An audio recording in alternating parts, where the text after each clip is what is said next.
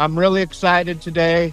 We have two of my friends and one of our partners on here with us. Really excited to have them. I've gotten to know them pretty well over the last, 18 months or something like that. But I've got Josh and Casey with Hero Marketing. Really appreciate you two being on here. Yeah, thanks for having us. Thanks. Glad to be here. Sweet. We're going to talk about some good stuff today. First of all, I just want to thank everybody for joining. Thanks for taking the time out of your day to join us.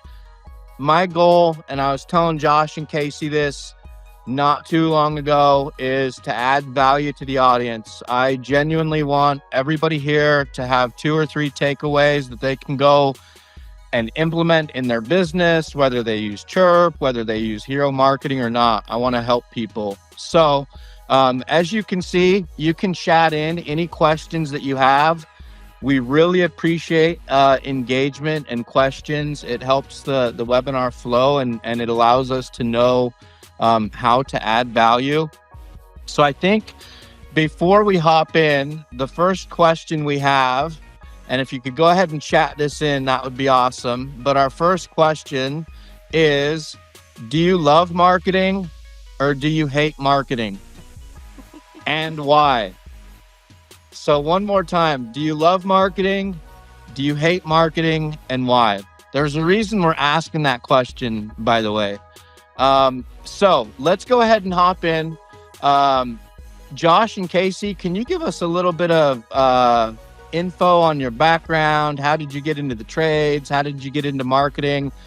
Maybe Josh, you can take it, and then we'll have Casey follow up after you. Man, I'd love that. So, hey, everybody, it's good to see you again. We love doing these. And to Justin's point, we have a high regard for Chirp. We use it with a lot of our portfolio across the nation, and they're just great guys, great software. So it's always fun, like he said, to have these conversations and to add value to your business and your life. So my name's Josh Cates. I'm the founder and CEO of Hero. We are celebrating 20 years this year. We have been heavy in the home service trades for about 5 years. We've actually worked in over 70 industries, but I fell in love with this space about 5 years ago, and we've been very blessed. We work with amazing operators and owners across the nation of all sizes. We have $3 million companies and we have $30 million companies, but it's been an exciting place to be. We started these masterclasses, Casey and I, about probably a year and a half ago, as just a way to provide information and give back. And so we are so thankful that you joined us today. But I want to kick it over to the real star, which is Casey, our client and growth strategist. And she has quite a pedigree in the trades. So, hi guys. I'm glad to be here. I'm Casey Sprabary. I actually have kind of a funny story of how I landed in the trades. I started in the military, went to school, became a teacher, taught elementary age kids, and then got this wild hair to move to Texas with my husband, and met my mentor and my previous boss, Joe, and he needed somebody part-time. And so I just had come out of doing some marketing, and I was like, this sounds great. I have a new baby, and I'm gonna see what I can do. So I give him a resume, and that was almost 8 years ago. And I have fallen in love with the trades, really have learned the business and the marketing side of things from so many of the folks in the industry, right? Because this is, I will say, it is the most giving industry that I've ever been a part of.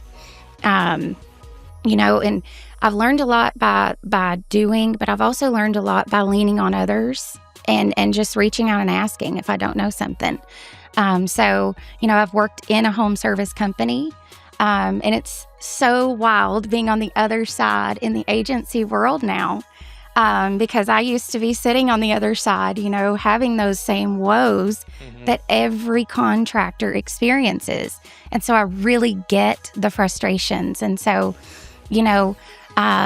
my ultimate goal is that, I want contractors to understand their marketing and to love their marketing and understand how, their marketing and operations go hand in hand together. So I want people to fall in love with marketing. Awesome. So, Casey, are we allowed to say what company you worked with? I don't see why not. Yeah. Okay. So I worked with Joe and Tanya Strip Matter at Strip Matter AC Heating and Plumbing, and honestly, they taught me most of what I know about running a home service business and how to marry marketing and operations to really create something successful. Awesome. So everybody, I gotta say this right now. Nobody answered my question. So I want to know, do you love marketing or do you hate marketing? And there's a reason why. We're trying to get a pulse on how people feel about marketing, because we feel like, in the industry, I don't know, maybe marketing's a bit understood, and maybe some people don't have, the best pulse on their marketing. Maybe some people don't have the best relationship with their, marketing agency. So if anyone is open to answering that question, we would really appreciate it. Mm-hmm. In the meantime, we're going to be talking a lot about budgeting today, right? Right. Correct. Okay. Where do you guys want to hop in? What's the first thing you want to go over where we can really add some value to the audience? So I've got a kind of a starting point I'd like to go with. So one of the things, that I think a lot of operators and it's a lot of people that are coming in and joining my team, we're seeing that happen with them. But I mean, I'm friends with a ton of folks in this industry, and we're seeing it like it's spreading like wildfire that, unless you're a PE-backed business, it's really hard to compete in the digital world, in the PPC game. And so one of the things that we're really working on with our current clients is assessing, is what you're spending really giving you the value that you need? Or should we be taking that and should we be putting it into maybe some more traditional marketing tactics? And so my good old mentor has always told me, when everybody else goes right, we go left. And so, I like that. Yeah. And so it's like, why try to reinvent the wheel? Like, we know AI is here. It's not coming. It's here. Real quick, can you give us an example of that? When everyone else is going right, we're going to go left. Can Absolutely. you give me I'll give you a hard example of it. Okay, give me a hard example in the market, specifically in marketing. Yeah. So one of the things is, obviously we know we have to stay relevant when it comes to AI, but at the end of the day, you never do that and compromise your brand. And so, there are still good old-fashioned branding tactics like direct mail, coupling that with community marketing, guerrilla marketing, and right now we see so many people just wanting to, I call it the Google monster, right? Mm-hmm. Hey, the Google monster, let it spit leads out. Well, it's eating up all your dollars, and those dollars can be taken and spread across several layers of marketing to brand you instead of just spending it on that one tactic, right? And you're competing with such huge players in the market, and it's just eating your marketing budget, right? So that clear-cut example to me would be, let everybody else spend on PPC. Let's go over here and let's maximize and do 2 to 3 tactics with that money we would be spending on paid, and grow our brand at the same time. Yeah, I like that. So if someone wasn't going to invest as heavily into Google PPC, like, what areas have you guys seen the most success with? Yeah, I think I'm making some pivots with some of my clients right now. I honestly treat their budget as if I work at their company, right? And I say, okay, let's assess how things are looking here. And I don't see that we're getting a lot of, return on investment with this tactic. So what I want to do is I want to say, I'll just give you an example. I'll throw a number out. Say they're spending $10,000 a month on that.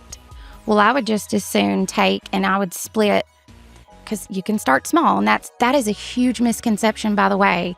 People think because, I have $5,000, I can't be on television. Yes, you can.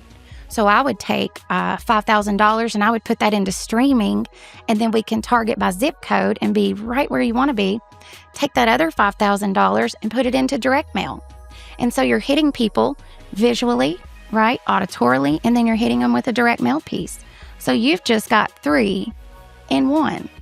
And so I think that's the biggest thing, right? Is just taking and how can we maximize what you do have? There's actually something pretty interesting about what you said, multi-channel. Yes.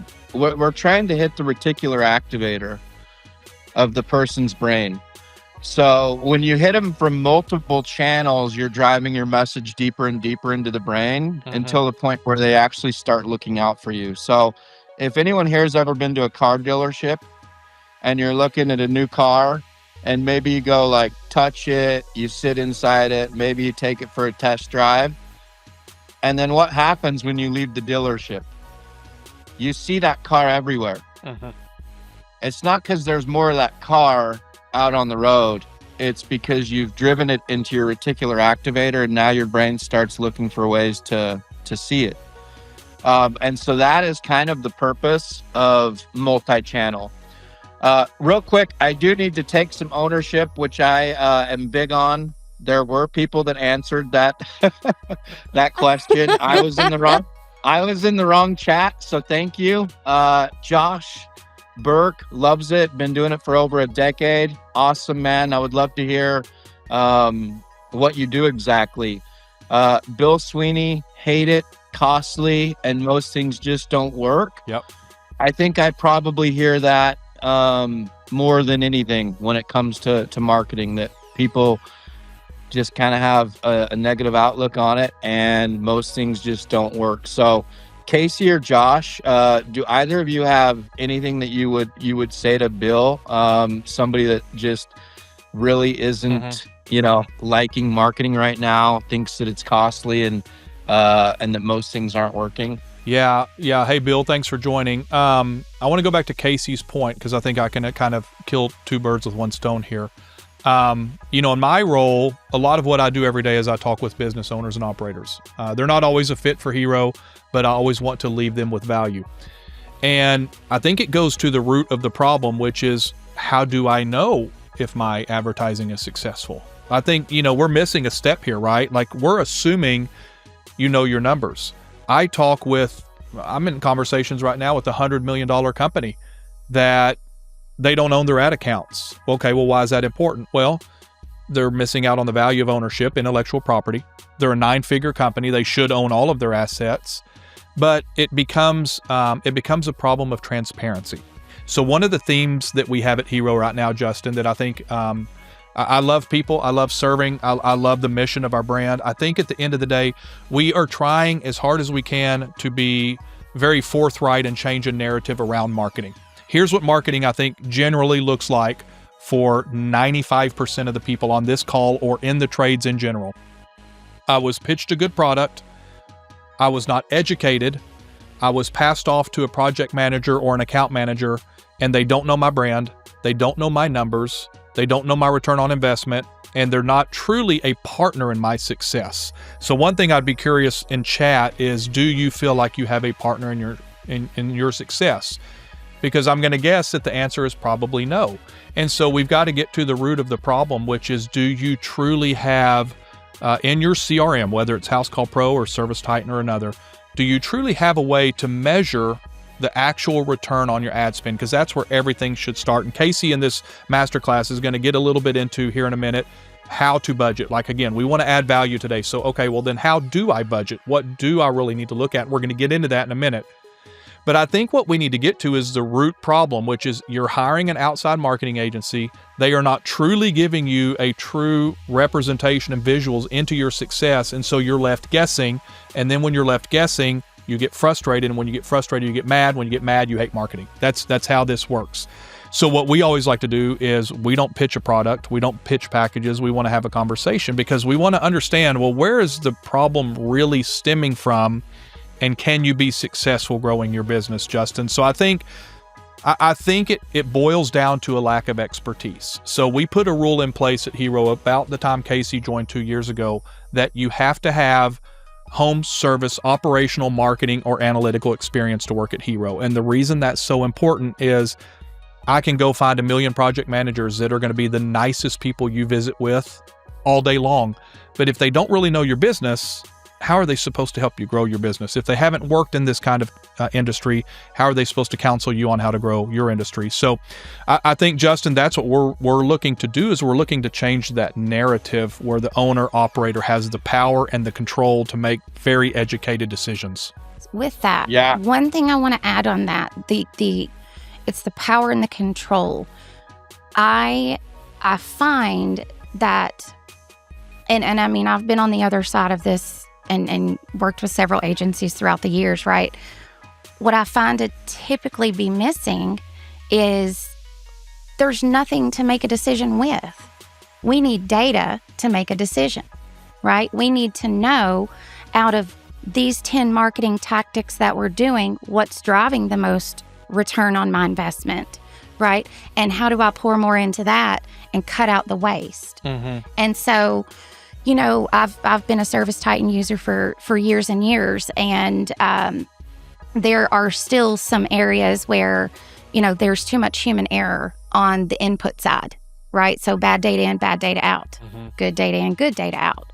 What we're finding is that through some really awesome integrations, we're able to see what the return on investment is in real time every 24 hours, so that we know, you know what, this campaign is not working and we are not going to dump money at it anymore.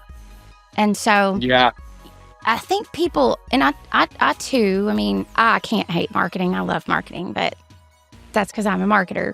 But I think also a lot of the hate of marketing is that there's a lack of understanding, and there's also that lack of that tangible return, right? You can't see it. No one is telling you what it is.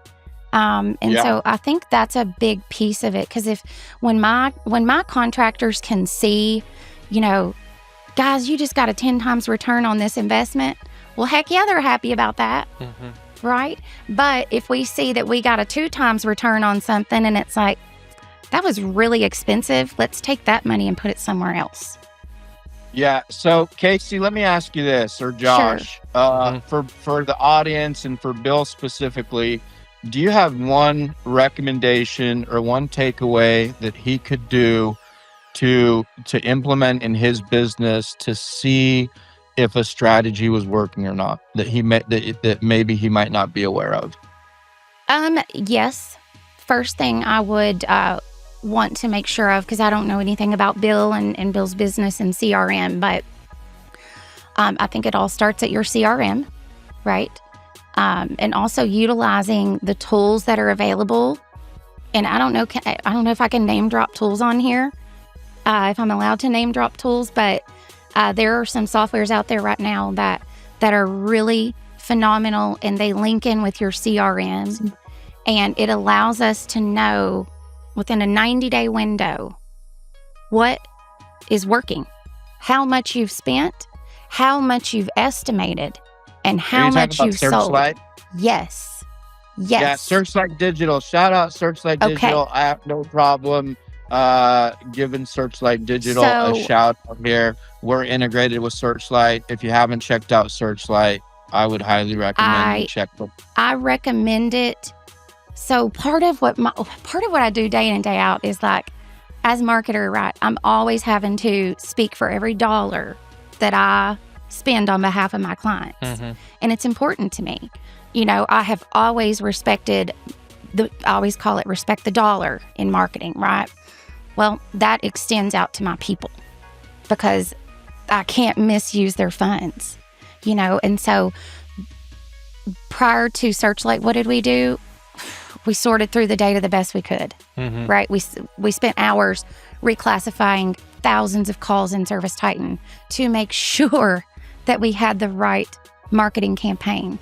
And so I would say one doable, immediate takeaway is on the CRM side, making certain that you understand how your marketing tracking is set up and how your call center team, CSR, whoever it is, how they are inputting the marketing campaign data.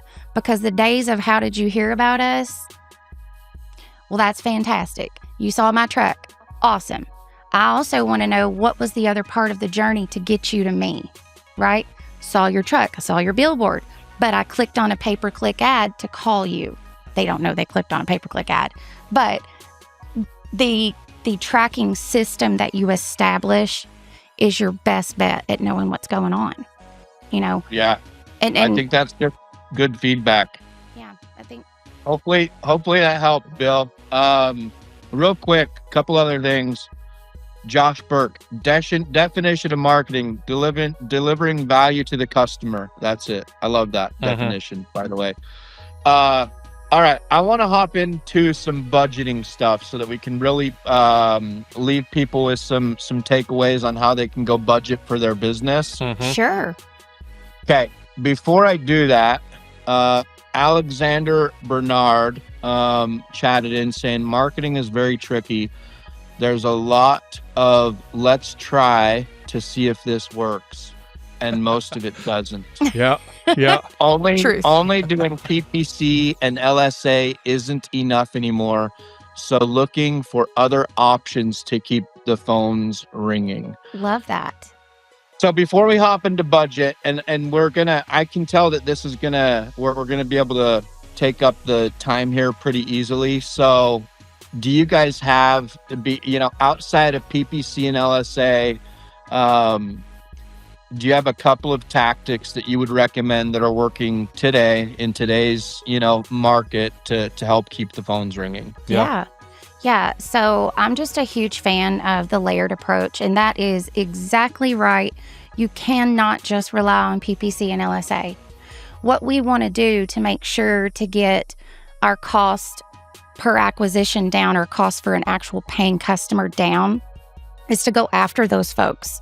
So not only are you potentially utilizing pay-per-click, right, but you're most definitely going after brand.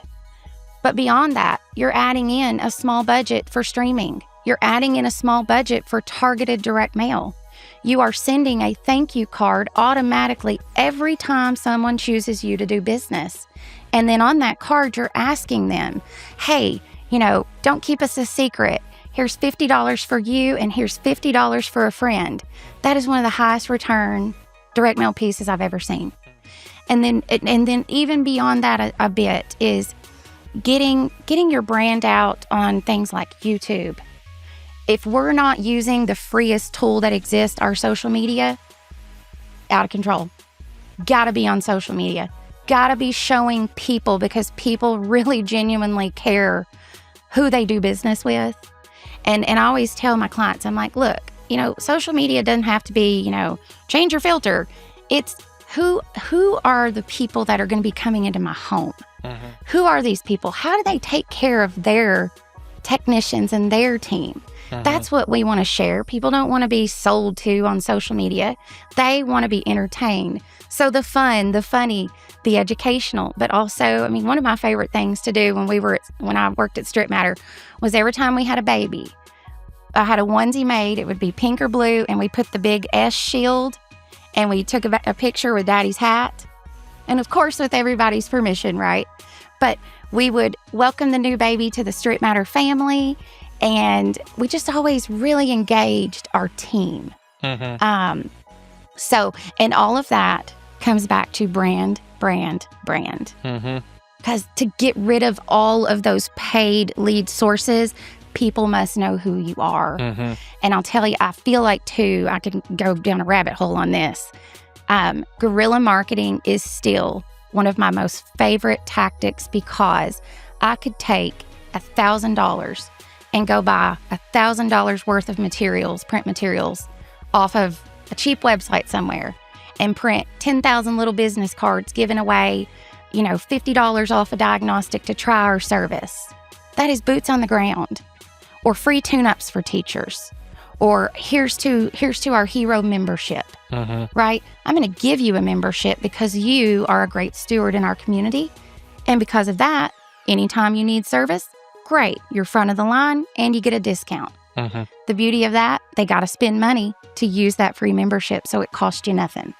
So there's just, there's so many things. Because, I personally am on a mission, like, what can we do to stop breaking the bank on paid advertising? And Justin, I want to jump in. One thing that I think we're going to look back on, or already looking back on, honestly, I mean, you know, Justin was on with us. We did a kind of a panel discussion, Justin, what was that, July? And we just talked about all the tools available to the trades today. And you had brought up such a great point. You're like, AI is here. Don't think it's coming. It's here, and it is radically changing the market. And I don't know how much you guys follow Google search and what they're doing. You know, they've always said the best place to bury a dead body is on page 2 of Google. Well, they're now eliminating these 11 plus and over searches. I mean, you know, AI overview and what is happening organically with your website it's a moving target right now. If you see an Instagram ad that says we've got AI all figured out and you should hire us today, run, because nobody has it all figured out. It's literally adapting and changing. But I think we're going to look back, and one of the biggest cloak and daggers we're going to see for a business owner over the last decade is hawking of SEO services. Of all the audits that we do, because before we ever meet with the client, we do a paid and an organic audit because we want to see if there's opportunity first. The biggest thing that I see that is a huge blue ocean opportunity for a lot of people is they have been paying for SEO, and they've been paying for very bad SEO that's outsourced overseas, and they have toxicity in their site and their backlinks. They have a poor structure of the content and the URLs and the way the site is built from a technical standpoint. And it's actually quite remarkable. There's still a lot of opportunity to play in the organic space with both your Google Business Profile, with your SEO, and now what we're calling AEO, or area optimization, or geo optimization. There's a lot of terms that are being thrown around right now. It's like acronym central, right? Like it's like a circus of, I feel like, I don't know if we're marketers or if we're doctors with all the acronyms being thrown around now, but don't discount the power that organic can still play with your website.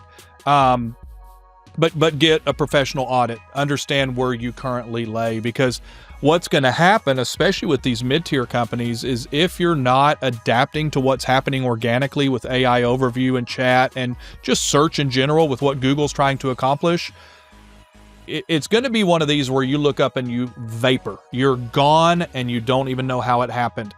And you don't want that to happen. Like, you may not have a powerhouse SEO program where you're just dumping tons of money into it, but you need to be doing something with your website as part of this whole budgeting strategy for 2026. And so we have some resources, and Justin, I know you're going to mention this, and they're all free resources. And the intent is we design these to go through on your own or with your team and take your own assessment. And so you can go to our website, which is heromarketingagency.com/resources.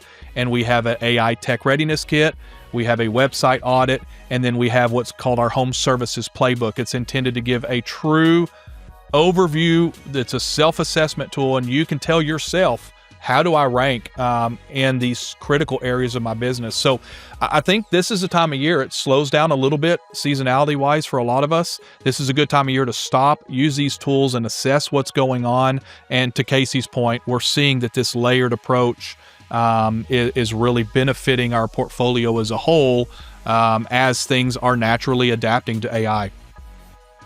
Perfect. So Josh, that's a free resource that people can use to kind of assess their marketing, right? Yeah, there's 3 PDFs that you can download. Again, there's no gatekeeping on this crap, right? Like, I hate that. Like, these, you go to the website, you don't have to put in an email or contact or anything. Just go download them. If you want a free copy of my book, just message us. Like, I want to put the power and the ownership into the hands of the owner. And here's why. And I talk about this in my book a little bit, is an educated customer is a great customer, right? So your goal as an owner operator, if you have somebody that can read blogs, learn about your brand, and be educated before you step foot onto their property, you're going to have a much better customer at the end of the day. If you come to me and you've said, okay, I've done my tech readiness kit, my team and I sat down and we did the home services playbook, I've taken a hard look at my website, and here's kind of what I'm observing. Well, gosh, now we're so much further down the road to have a productive conversation together now to help your business. And so, yeah, these are all free resources. Again, it's heromarketingagency.com/resources. And there's 3 PDFs you can download, and they're all digital. So you can go through them on your computer or phone, and they're pretty powerful. Awesome. Yeah. All right. So I want to touch on something real quick. Alexandra, man, I got a lot of stuff going through my head right now because we're talking about so much stuff. Alexandra, I hope I'm pronouncing your name right, first and foremost. But there is something you can do with stuff like LSA just to convert more of those leads. If you're not using a tool to do speed delete on LSA, look into that. For people that don't know what Chirp is, we're a lead conversion software. So we automate follow-up along the entire customer journey to help contractors convert more leads and make their marketing spend go further. For LSA specifically, that's one of the lead sources that we can do speed delete on, meaning right when you get an LSA lead, we can automate a message to go out to them within 30 seconds. And it's super important, number one, for the lead to hear from you that quickly. And then number two, Google wants to know that you're responding quickly. So there's some strategies there that you can implement to increase conversion on those leads that you are paying for. The second thing that I want to touch on is Josh is right. AI is here. It's not coming. I know myself, the reason that I know this, obviously I'm in software, so like it's crazy right now. So I see it every day. But on a personal level, whenever I used to have a question, what did I do? I used to go to Google, right? Now, I would say 75 to 80% of the time, if I have a question, I'm going straight to ChatGPT. Yeah. So that just tells me that like I can't be the only one that's doing that. I can't be the only one that's starting to go to ChatGPT to ask questions as opposed to Google. Now, that being said, we still need to be good at the basics. And one of the things that 10% of searches are now on ChatGPT. 10%, dang. One of the things that I'm seeing, Josh and Casey, is that people are getting a little overwhelmed by AI. Yeah. Because it's all that people are talking about right now. I mean, I'm going to trade shows. I'm on the road constantly right now, and I cannot tell you how many AI companies are popping up, software. And it's overwhelming for contractors to the point where it almost feels like they're getting a little bit burnt out on it. And the reason why is because I think that not a lot of them know how to really use it. Like, it sounds good, you know what I mean? But like, how do they actually implement it into their business where it's going to move the needle? And so do you guys have one specific strategy that you can tell the audience to go do where they're using AI in their marketing that will actually move the needle? One's very specific strategy. I've got two, but I'll give you one. Okay. So the reason why is because I'm trying to get into budgeting, because that's what that's what the webinar was for. But this I like can the way segue. This can segue into that. So there's this notion, right, that AI is putting everyone out of a job. And at the end of the day, the way that, I'm using AI, the way I'm teaching my clients to use AI is to create efficiencies so that, you're freed up to do more of what you're great at and what you love. And so one way that you could utilize AI in your business today is if you don't have systems and processes, don't spend a year like Joe and I did writing. Literally, I'm not kidding. Like, where was ChatGPT back then? I mean, we wrote every single system and process, good old-fashioned way. But what I love about it is you can tell it, you know what, give me a framework for a process for the perfect service call. Because what we want to make sure we're doing is that we have all these things documented so that when we're hiring, everyone is getting the blueprint of how we want them to do business. The next one goes into budget. So take your P&Ls, import your P&L. And if there's a particular trend that you're looking for, or you don't know what you're looking for, you can ask ChatGPT to identify trends in your P&L. One of the things, and if you're okay with me jumping in there, Justin, on the budget piece with this, I'll explain how I could use it. Yeah. Okay. So I would take 3 years of P&Ls and I would dump it into ChatGPT and I would say, all right. Hold on real quick. Yes. Everyone, this is the kind of stuff I like to talk about because this is really, really specific strategy Yes. that you could go do. So listen to what she's saying here, because I think that this is really good. Yeah. So literally you pull a copy of your P&L, in Excel format, pull it by 3 years. They know how to do that. How do you pull a copy of your P&L? Well, and I know most people probably know this. I'm just... Well, but a lot of people don't. Okay. A lot of people pay someone to manage their finances. But every operator ought to know how to run their P&L. And the majority of contractors that I'm familiar with, we've always utilized QuickBooks Online. You can run a report and you can pull your entire P&L. And I love to click the little button.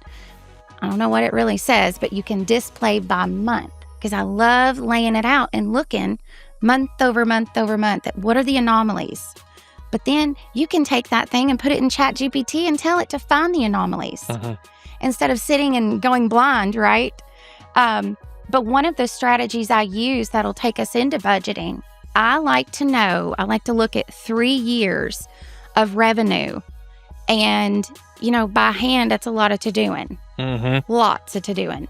So I'll throw it in there and I'll say, all right, I want you to take the last 3 years and I want you to tell me by month what percentage on average of all revenue in the year is being done in January, February, March, so on and so forth. Because a common mistake that I see is folks just divvy out their marketing budget and you get $12,000 this month and the rest of the year. And that doesn't make sense. Your budget ought to fluctuate with your peaks and valleys in business, because we know a lot of folks think, okay, well, it's going to be busy in the summer, so I'm just going to pull back on my marketing budget. That's crazy. That is when you lean into the demand. You lean into what's out there and you make sure you're getting it. And then if like an example of that, I always pull back on cable spend in the summer. Because what are people doing in the summer? They're traveling. They're gone. They're out and about doing things. I want to capture folks when they're home, right? Same thing during the holidays. It can be a little tricky. So pull back. So anytime I'm budgeting with my clients, you'll see it kind of ease in. It'll go up in the summer, right? And of course, I'm talking Texas right now, but the bulk of the revenue is going to be happening in, say, May through August, for example. So that's where I'm going to peak my spend. But instead of doing all this manually, ChatGPT can tell us what my average revenue. So for example, say I do 12% of revenue in June. I want to go back and look historically, what have I spent in June to get me to this place, to make sure that your budget is applicable to what goals you're trying to achieve, right? So that's one specific, that's super specific, but that's where... That's really good. Well, and when we get into talking about budget too, think about... Okay, real quick. Yeah. Does anyone have any questions? If anyone has any questions about anything that we've gone over so far, please go ahead and chat those in, and I'll get to those as soon as I can. I think this is some really good information. So, please go ahead and chat stuff if it comes up, and I'll be watching over the chat. Sorry, Casey. Perfect. Go ahead. No, you're good. And this is something that's, I don't know, it's kind of happened organically. I always tell people when I meet them and I'm potentially, looking to bring them on to work with me, I'm like, look, I don't know how to do marketing as just a marketer. I know how to do marketing through an operational lens. And so a lot of what I do looks like how Joe Stripmatter would do it, right? He's the one that taught me how to get my, average revenue by month. It's good old fashioned math, and, but to take that, right, and apply it where it makes the most sense. Another thing too that, I personally struggled with when I first, started managing a large marketing budget was truly knowing where every dollar is allocated and what it's bringing back. And so things, and that's why a budget tool is just absolutely vital to know what's out there, what you've actually spent, and how much you have right now. Because I'll tell you, I can't tell you how many contractors I talk to, and it's like, if you were to ask them, how much have you spent on marketing this year? Or how much do you have in reserves? We don't know. We don't know. We might be able to tell you from our P&L how much we've spent. But in a pinch, how much do you have? Well, and let me jump in there, because I think one thing that I hear is, I don't want you to give me a package, or how much should I spend? Well, I don't know. How much have you been spending, and is that working? Casey and I, would you say it's fair that we're operating in a 6 to 10% range of revenue in general? Because I think one thing that we want to look at is, this goes back to my earlier comment about packages. Like, if you have somebody that's hawking you a package and they don't really know your business, that's not really going to help you. What's going to help you, to Casey's point, is we're looking at your P&L, we're looking at your spend, we're looking at your growth trajectory. So another thing I'd put in that we do for Hero that I would put in to chat is, ask chat to analyze how you're growing month over month and year over year, because that will also help you as you think about fleet, new hires, corporate structure, equipment, warehouse, etc. But we want to know your percentage of spend. A lot of people, I think, have blackballed that idea of like, well, I don't want to see a percentage of marketing spend. That's not how I want to budget. It's absolutely how you want to budget, because we have to look, to your point, at month over month, your revenue, your expenditures, and then what was your rate of return. And it's going to really, what we've seen is when we've gone through, because Casey has a phenomenal budgeting tool that we use when we're working with new clients and existing clients. It exposes the truth, right? So if it's like, well, I'm not really growing as fast as I want to. Well, let's go back and look. Over the last 24 months, you've been spending 2% of your revenue on marketing. That's not even enough to even sustain, yet much less be competitive. So I think that's just something else I would throw in and ask chat is, hey, look at my marketing line items here in my P&L and tell me what percentage am I spending each month on marketing, and then document that number, and let's have that conversation, because that's going to be very insightful based on the size of your company. I've got one thing to throw. Real quick, everyone in the chat, I got a question. On a scale from 1 to 10, 10 being the highest, go ahead and give a rating on what kind of pulse you have on your marketing budget on a scale of 1 to 10. 10, Josh. Good job, I like it Josh. already. Yeah, so everybody else, on a scale from 1 to 10, how good of a pulse do you have on your marketing budget? Go ahead, Casey. Yeah, well, adding into that, I like to see a good physical budget, right? I like to have eyes on what every month looks like, by every tactic, and that's something you don't have to be a wizard to create that. Just have ChatGPT do it for you. But it's really helpful if we have it all organized in a way where each month we can go and we can input an ROI by tactic, if it's measurable, obviously. And it is important to say that not all branding tactics are super measurable. So when you think that your billboard's not working, check your direct traffic. When you think your cable's not working, have a look at your website traffic. Let's see, are people coming to you more by name, right? So we've got to have some flexibility. It can't be super rigid in how we're viewing the customer journey. But with that as well, your marketing budget cannot be rigid. It has to be something that you are willing to fluctuate. And, obviously, a lot of folks, hate the word test.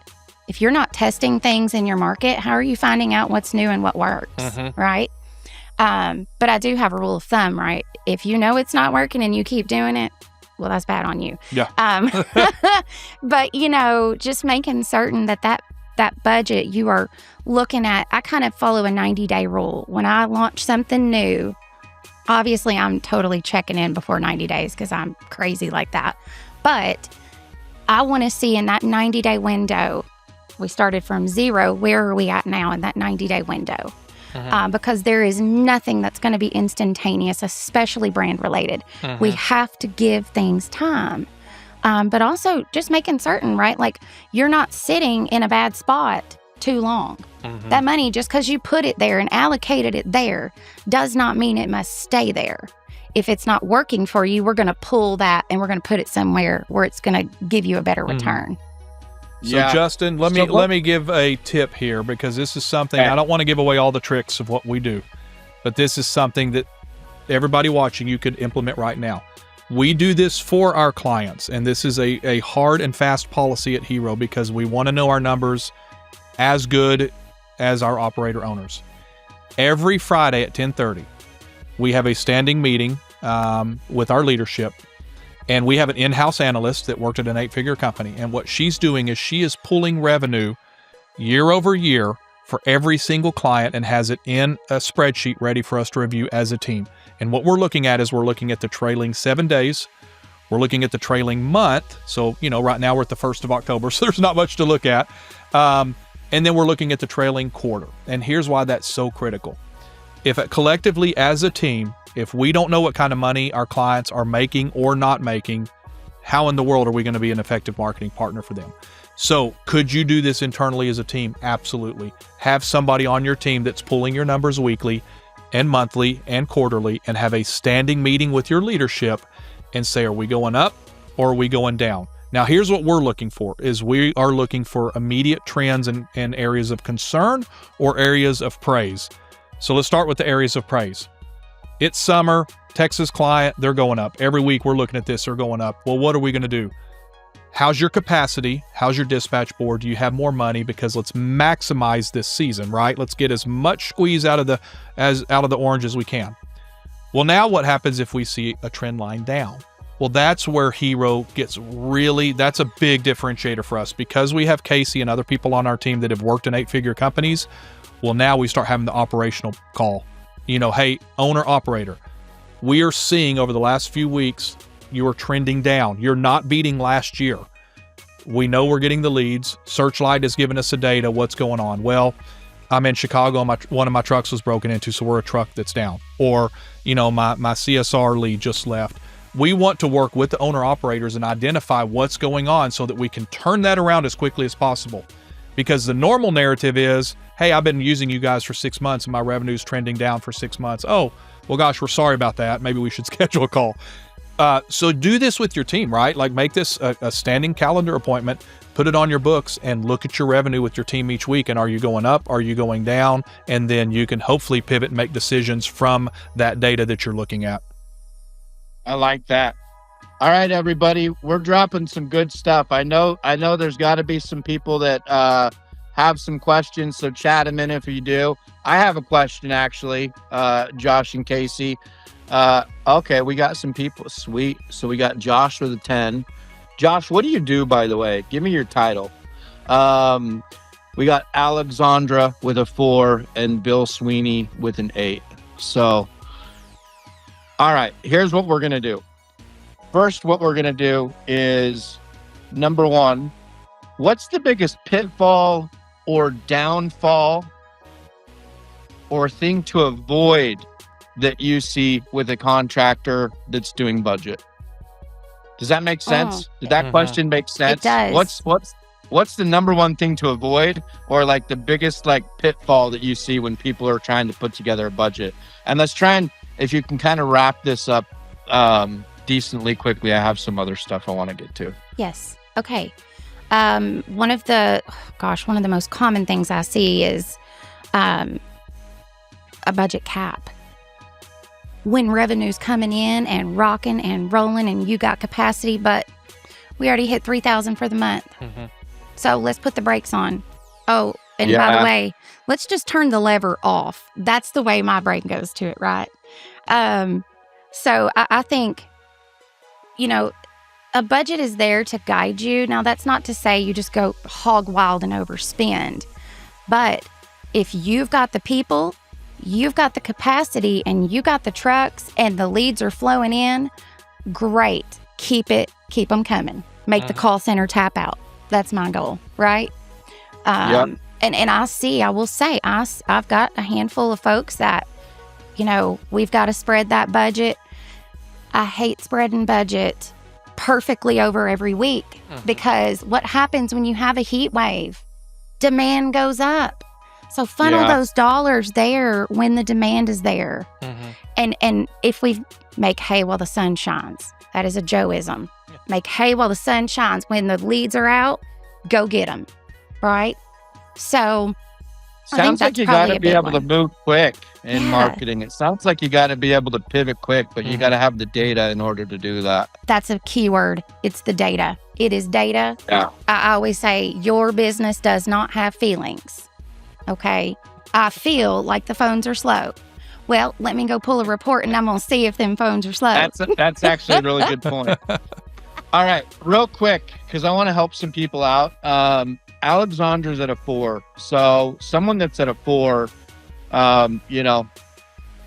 they probably don't have the best pulse on their marketing and their budget. What would be the number one thing you would tell Alexandra to go do? First thing would be if she has access, and if not, get with, whoever the operator is. It might be her, I'm not certain. But print out your expenses. Print out your expenses and go month by month by month and make sure that you first and foremost know what's coming out. Because gosh, I can't tell you how much money I've recovered with a highlighter on a credit card statement. You know what I mean? But finding out, making certain we know what expense is going out and organizing that monthly expenditure by tactic, right? And by tactic, I mean, if it's Google pay-per-click, if it's Google LSA, if it's cable, if it's whatever, organizing that so you can see in your, use a spreadsheet, use ChatGPT, whatever you want to use. But, you need that visual to see where your dollars are going. That's first. The next piece is once you've got yourself organized with your dollars being spent, it's okay. Now I'm going to look at, say revenue January over January last year. What was the situation here? Did we grow? Did we drop? What percentage of revenue did we spend at that time for both years? So it takes some homework and some digging, but that is where AI can help you and expedite that into a minutes long process versus days. Yeah, and then I would say get back to the basics as well. Let's have a conversation and let's look at the basic tactics. It's been unbelievable what we've covered, even with the paid media account. We had a client last year and they were growing, they were doing fine, but the paid media provider at the time was asleep at the wheel, and we found over $100,000 in ad waste. And so, well, that's great. You're profitable and you're growing, but you left a lot of money out there that was not being managed properly. So I think for me, if it's a 4 out of 10, my first question is going to be, are you growing or are you shrinking in revenue year over year? But then let's get back to the basics. Let's turn over every rock and let's look at every single item. Because what you don't want to do is you don't want to make assumptions and then you miss things and then, you don't have the full recipe to bake the cake. Yeah. No, I love it. Great answer. What about for an 8? So Bill Sweeney's an 8, which to me, means he has a pretty decent pulse on where he's at, even though he's still it's marketing. So what would be the number one recommendation you would give someone that's sitting around an 8 that has a little bit of a better pulse on stuff? I love 8s. I have found we like to help any and all type of clients, but if we have a client that's pretty dialed in, one of our favorite clients right now, I respect them so much. They said, we don't have a problem with our current marketing partner. This is last summer. We just know they've gotten us as far as we can go. So when I think of an 8, I think of you're probably growing. You're probably doing a lot of things really great. If we could bring in some expertise and dial that up to a 10 or an 11 or a 12 and really avoid ad waste, fine tune your spend, clean up marketing attrition, add in some new softwares like Chirp, Searchlight, AI tools, whatever. Well, then the conversation starts becoming, well, how much of my market share do I own and could I own? So I love 8s, Bill, because I think that we can move so quickly through those final things to fine tune your budget. And then we're just off to the races. I would say, and don't quote me on this, but I would say of the clients that come to us that are pretty dialed in, they just need that next level of expertise help. We see their revenue trajectory growth faster than the clients that are maybe in a position where we need to pause for a minute. We need to fix a lot of things, but once it's fixed, hold on, because it's really going to go good. So Yeah. The 8s and the 4s both have their place, and there's certain things to unpack. But I do think because of the expertise of our team having 8-figure experience in every role, there are a lot of things that we can fine tune that will, at the end of the day, really move the needle big time for a company that's already finding success in their market. Sweet. All right, we got about 2 more minutes, and I'm going to do a poll here real quick. Oh yeah, sweet. We got 1 minute and 40 seconds. So Casey, before I do that, do you have a 30-second answer on what you would recommend an 8 do? One strategy for someone that's got a pretty good pulse? Heck yeah. You got to keep it short. How do I go from good to great? How do I get from good to great? And that is, it's honest to God, it's just identifying, because there's nothing perfect, right? But it's identifying and prioritizing, okay, what is at this 8, how can I get to a 10? What is that one gnawing thing that is driving me crazy? Get a solution in place. Go to great. Yeah, I like that. Awesome. This has been really good. I really hope that everyone on here learned a lot of stuff. I know that I did. I'm not a marketer, so a lot of these questions that I ask are just stuff that's coming up in my own head. But I believe in what you guys do. I'm grateful to be partnered with you. Thank you for coming on here. Thank you everybody for joining the webinar today. What's going to pop up is a poll.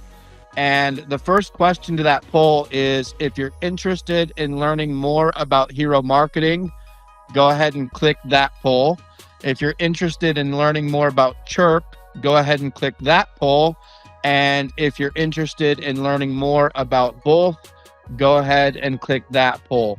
We would love the opportunity to talk to you, but one way or another, we know everybody's busy. Stuff is moving crazy quick these days. It's kind of wild. And so we really, really appreciate everyone hopping on here today, giving us your time and engaging with us. So thanks a ton, and hope everybody has an awesome rest of their week. Thank you, Justin. Thanks, guys. We appreciate it. Good to meet everybody.